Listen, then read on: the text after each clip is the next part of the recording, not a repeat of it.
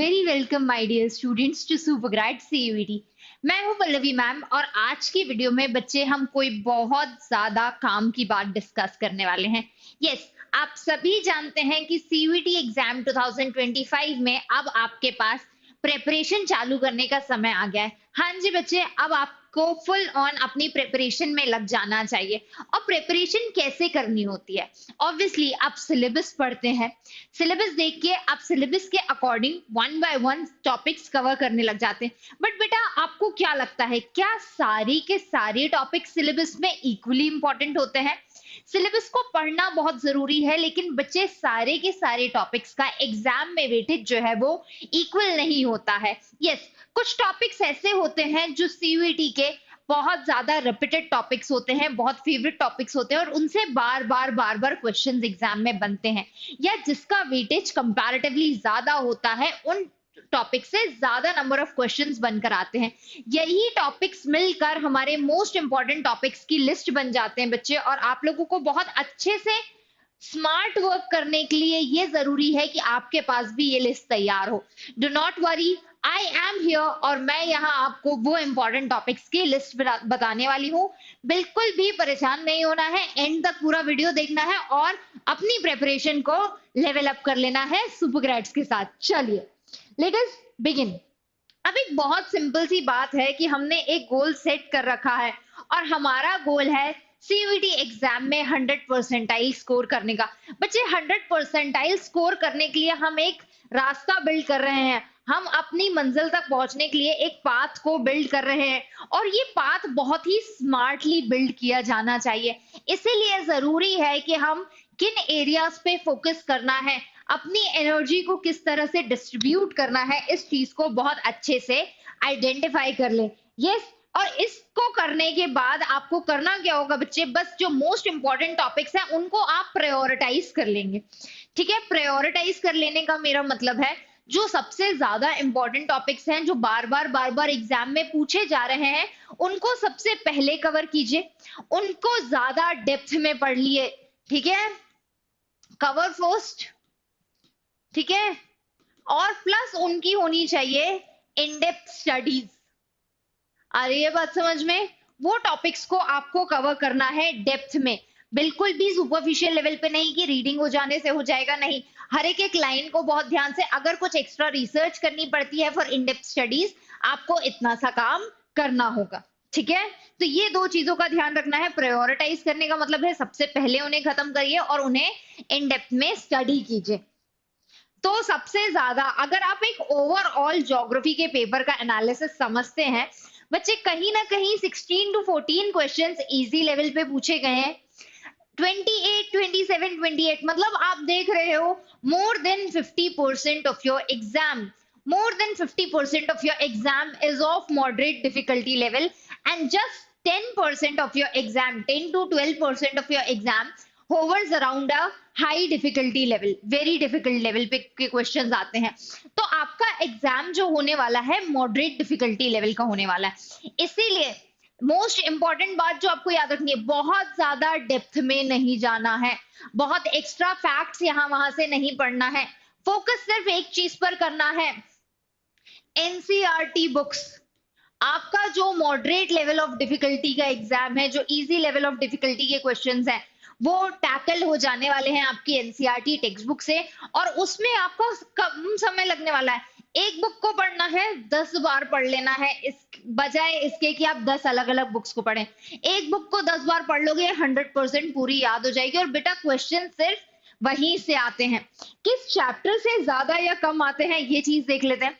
Human geography nature and scope book 1 का पहला chapter, consistently 4 questions from past 2 years. यहाँ पे कॉन्सेप्ट लेवल पे, डेफिनेशन लेवल पे, क्रोनोलॉजी लेवल पे हर तरह के क्वेश्चंस पूछे गए हैं बेटा। तो इस चैप्टर को आप कर लेंगे star mark. Human geography nature and scope एक टॉपिक है जहां से लगातार क्वेश्चंस पूछे जा रहे हैं।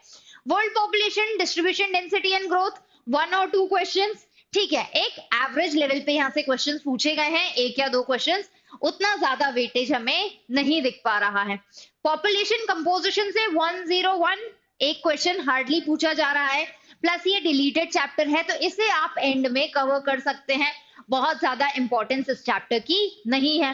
ह्यूमन डेवलपमेंट 2 क्वेश्चंस, यहाँ पे आपको देखने मिलेंगे 5 क्वेश्चंस, और वो 5 क्वेश्चंस इसलिए हैं बच्चे क्योंकि उस साल उस एक चैप्टर में से एक पैसेज बेस्ड क्वेश्चन आ गया था जो कि पैसेज के बेसिस पे सॉल्व किया जाता था। अगेन नॉट वेरी डिफिकल्ट, तो अराउंड 2 to 1 क्वेश्चंस इस चैप्टर से भी आप एक्सपेक्ट कर सकते हो। Primary activities, important chapter, very important chapter, you can see 4-3 questions यहाँ से पूछे गए हैं, क्वेश्चंस का वेटेज यहाँ से ज्यादा है, प्लस ये चैप्टर भी थोड़ा सा लेंदी है जिसमें बहुत वैरायटी ऑफ क्वेश्चंस बनने की पॉसिबिलिटी हमेशा रहती है। तो primary chapters again, primary activities again एक इंपॉर्टेंट चैप्टर हो जाता है आपके लिए। सेकेंडरी एक्टिविटीज 0, 1, 2 बहुत ज्यादा क्वेश्चंस इस चैप्टर से नहीं पूछे गए हैं, तो ये मोस्ट इंपॉर्टेंट टॉपिक्स की लिस्ट से हम अलग रख सकते हैं। आगे बढ़ जाते हैं, टर्शरी एंड क्वार्टरनरी एक्टिविटीज वाला चैप्टर आप देखोगे 1, 2, 0 not very important. Transport and communication 1, 5, 5 इस साल आपको 24 में एक क्वेश्चन देखने मिला था, बट 5 and 5 क्वेश्चंस का इसका ट्रैक रिकॉर्ड रहा है, तो बेटा वेरी इंपॉर्टेंट चैप्टर जहां से 5 क्वेश्चंस पूछे जा रहे हैं। Again this becomes an important chapter. International trade से हालांकि डायरेक्टली कोई क्वेश्चन नहीं बना है, अगर यहां से कोई क्वेश्चन बनता भी है तो वो स्पेसिफिकली सिर्फ बनता है पोर्ट्स पर, ठीक है। इंटरनेशनल ट्रेड में अगर कोई टॉपिक आपको पढ़ना है तो वो सिर्फ पोर्ट्स आप पढ़ लीजिए, आपका काम बन जाएगा। ह्यूमन सेटलमेंट की अगर हम बात करें तो अगेन डिलीटेड चैप्टर है, बट आप देख लो 4, 3, 1 क्वेश्चन, मतलब 4 क्वेश्चन यहाँ से पूछ लिए गए हैं, एक चैप्टर जो है ये इंपॉर्टेंट हो जाता है। अगर हम बात करें book 1 fundamentals of human geography, specifically nature and scope, primary activities, transport and communication और ह्यूमन सेटलमेंट, ये वो चैप्टर्स हैं जिन पर आपको स्पेशली बहुत ज्यादा फोकस करना है। अगेन पॉपुलेशन कंपोजिशन एक ऐसा डिलीटेड चैप्टर है जिसे हम इग्नोर कर सकते हैं, लेकिन ह्यूमन सेटलमेंट भी एक डिलीटेड चैप्टर है, उसे हम इग्नोर नहीं कर सकते। तो ऑल इन ऑल आप कोई जनरल नोशन नहीं ले सकते, डिलीटेड चैप्टर्स को इग्नोर कर देना है क्योंकि कुछ चैप्टर्स हैं जिन पर काम करना होगा। क्लियर? बुक 2 पर चल देते हैं, India people and economy, population distribution density growth and composition. तो बच्चे बुक 1 का पॉपुलेशन चैप्टर उतना ज्यादा इंपॉर्टेंट नहीं है, लेकिन ध्यान देंगे बुक 2 पर 3 questions and 1 passage based question, तो ऑब्वियसली ये चैप्टर बन जाता है आपके लिए इंपॉर्टेंट। और इस चैप्टर में जो सबसे इंपॉर्टेंट चीज है आपके लिए वो है इसका डेटा, यहाँ के डेटा पे बेस्ड बहुत ज्यादा क्वेश्चंस आते हैं। देन माइग्रेशन 110, ह्यूमन डेवलपमेंट 002, तो ये 2 चैप्टर्स जो हैं वो डिलीटेड है, बहुत ज्यादा वेटेज यहाँ से क्वेश्चंस का नहीं है, तो ये मोस्ट इंपॉर्टेंट टॉपिक्स की लिस्ट से बाहर हो जाते हैं।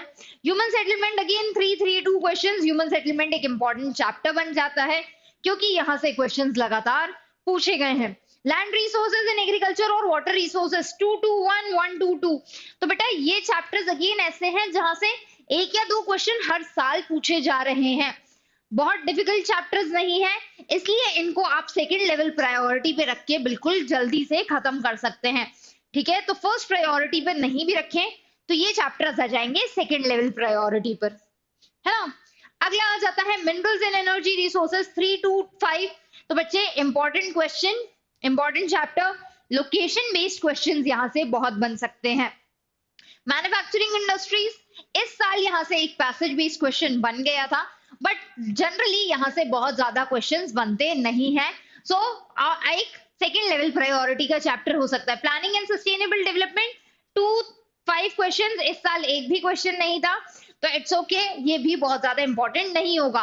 Transport and communication 2 to 5 questions, not very important. International trade 4-5 questions, so ये चैप्टर जो है अगेन आपके लिए इंटरनेशनल ट्रेड बुक 2 से हो जाता है, very very important. And geographical perspective 1, 2, 3, इस साल एक पैसेज बेस्ड क्वेश्चन था, वरना 2 to 3 question. Yes, this chapter is also important for you, इसे भी आप स्टार मार्क कर सकते हैं, right. So this is how आपने प्रीवियस ईयर एनालिसिस के बेसिस पर समझ लिया है बेटा कि कौन से वो एरियाज हैं और कौन से वो टॉपिक्स हैं, कौन से वो चैप्टर्स हैं जहां से सीयूईटी बार बार क्वेश्चंस पूछ रहा है। अब आपको करना यह है कि इन चैप्टर्स को जल्द से जल्द खत्म करना है, ठीक है। इन चैप्टर्स को स्किप नहीं करना है, इन चैप्टर्स की स्टडी करनी है इन डेप्थ और थोड़े से ज्यादा प्रैक्टिस यहाँ से कर लेनी है। जो ज्यादा इंपॉर्टेंट चैप्टर्स हैं उन पे फोकस थोड़ा ज्यादा होना चाहिए और सोर्स आपकी पढ़ाई का सिर्फ एक होगा, एनसीईआरटी टेक्स्ट बुक्स। बचा fundamentals of human geography, India, people and economy, सिर्फ 2 टेक्स्ट बुक्स आपको रेफर करनी है, इसके अलावा कोई भी तीसरी टेक्स्ट बुक पर आप नहीं जाएंगे। Every single question will be asked from this text book. 50 में से 45 question, 45 out of 50 questions directly इस टेक्स्ट बुक से आने वाले हैं। मैं आज आपको लिख कर देने को तैयार हूं और बस इसी तरह से आप अपनी प्रिपरेशन को आगे बढ़ाते रहिए और बेटा सक्सेस बिल्कुल आपकी होगी। कोई भी और doubt, question, query, assistance, help, hand holding support आपको चाहिए है तो आप बिना झिझक के अप्रोच कर सकते हैं सुपरग्रैड्स को। हमें आप फॉलो कर सकते हैं on Instagram, Telegram and YouTube. चलिए, take care, bye bye, see you soon.